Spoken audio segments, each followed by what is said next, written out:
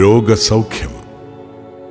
നമ്മുടെ പാപങ്ങൾ സ്വന്തം ശരീരത്തിൽ വഹിച്ചുകൊണ്ട് അവൻ കുരിശിലേറി. അത് നാം പാപത്തിന് മരിച്ച് നീതിക്കായി ജീവിക്കേണ്ടതിനാണ്. അവന്റെ മുറിവിനാൽ നിങ്ങൾ സൗഖ്യമുള്ളവരാക്കപ്പെട്ടിരിക്കുന്നു. 1 പത്രോസ് 2-ാം അധ്യായം 24-ാം തിരുവചനം.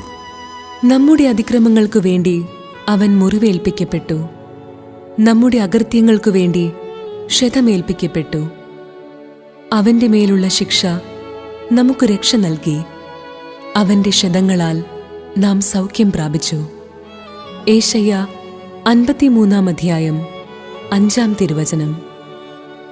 വിശ്വാസത്തോടെയുള്ള പ്രാർത്ഥന രോഗിയെ സുഖപ്പെടുത്തും. കർത്താവ് അവനെ എഴുന്നേൽപ്പിക്കും. അവൻ പാപങ്ങൾ ചെയ്തിട്ടുണ്ടെങ്കിൽ അവിടുന്ന് അവന് മാപ്പ് നൽകും. യാക്കോബ് 5-ാം അധ്യായം 15-ാം തിരുവചനം.